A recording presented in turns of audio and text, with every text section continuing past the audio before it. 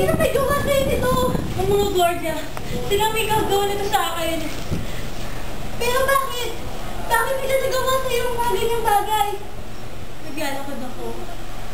Ako'y kanilang sinubukang patigilin. Ngunit ako'y natakot.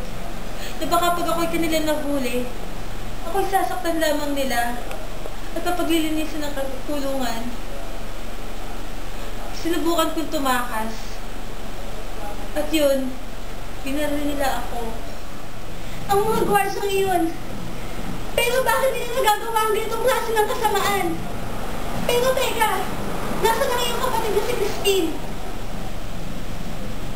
Hindi ko siya naisama. Nakusahan siya ng mga praile na nagnakaw ng pera. Ano? Hindi magagawa yun ni Christine! Alam ko, ina. Ganun sila kalupit. Isa sa mga araw na to, sasadyain ko si Senyor Ibarra. Hihiram ako ng pera sa kanya para matubos natin si Crispin.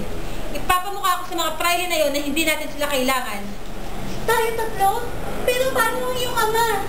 Pwede ba kahit kailan hindi ka muna maging martir? Alam natin kung ano ang nakukumpa sa akin sa punyetang lalaking yon. Hindi siya kasama sa mga plano ko. Pero bakit? Bakit?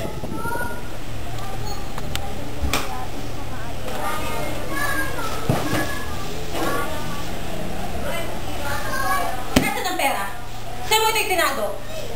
Padre, wala po akong alam! Sa mga sinasabi niyo! Ah! Ito! Saan mo ito'y tinago? Hindi ba alam na ang pagnanakaw ay malaking kasalanan sa Diyos? Padre, wala po akong alam sa sinasabi ninyo! Saan mo inilagay ang pera? Hindi ko po alam! Wala po akong alam sa sinasabi niyo! Wala po akong ninanakaw! Nasaan na? Ipakita mo ito o ipapakulong kita? Huwag po! Maawa po kayo! Maawa lang ako pag ipinakita mo na ang pera! Mga gwardya, kunin to! Wag! Wag! Wag! Wag! Palasin! Palabasin niyo ako dito! Wala akong ginubo!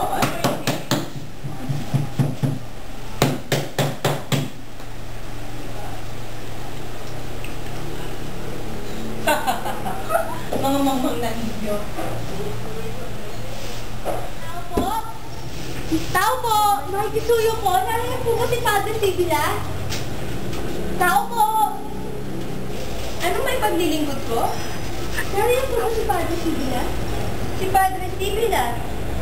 Nagbigay siya ng sermon kaninang umaga. Malamang hindi mo siya makakausap ngayon. Kailangan mo ba siya? Nais mo po sana siyang makausap. Naku, malamang hindi mo siya makakausap sapagkat nasama ang pakiramdam niya. Paano po si Crispin? Nasaan siya? Si Crispin? Ha! Ang pinyong batang iyon. Ang batang iyon, umis ka po kasama ng pera ng simbahan. Pera ng mga praile. Wala naman eh. Wala na kaming narinig sa kanya. Binibini? Binibini? Bakit nandito ang mga gwardiya civil? Malamang hinahanap nila ang aking mga anak. Ikaw! Ikaw ang ina na magnanakaw na bata! Hindi magnanakaw ang aking mga anak! Malamang, hindi mo kilala ang iyong mga anak. Saan yung ginamit ang mga pera? Sabihin mo ngayon dito, isasama ka namin sa kulungan!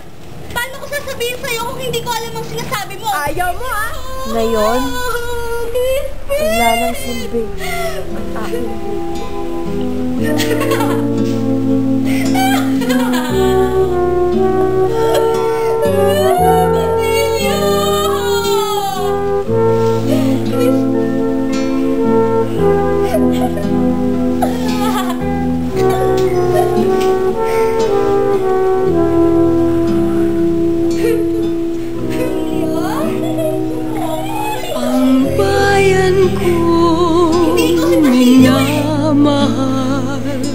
ang bayan kong Pilipinas, sa dugo pinunanan nakamtan lang ang kalayaan.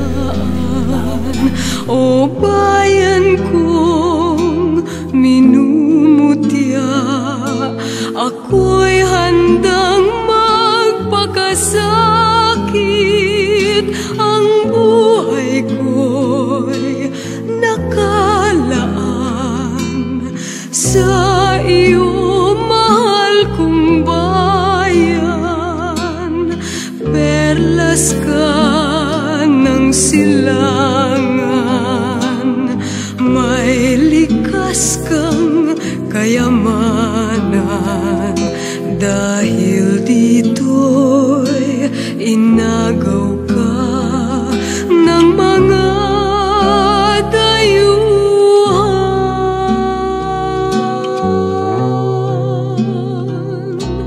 kaya dapat kang bantayan.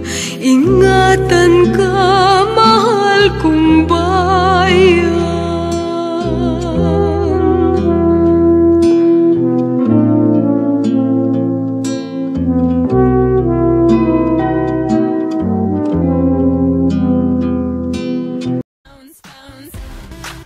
Drop top and playing our favorite CDs, pulling up to the parties, trying to get a little bit tipsy. Aking mga anak.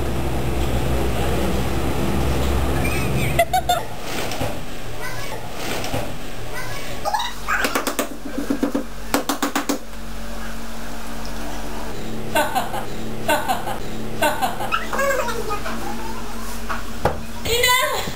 Anak! Tinarasinelas ko! Ano nangyari sa'yo? Sino gumawa sa'yo? Ang mga guardians brigade. Sinabi ko go sa akin. Naglalakad ako. Wait lang! Nakakakaroon na bata! Hindi mo kinakamangan! Food ko? Food ko? Food ko?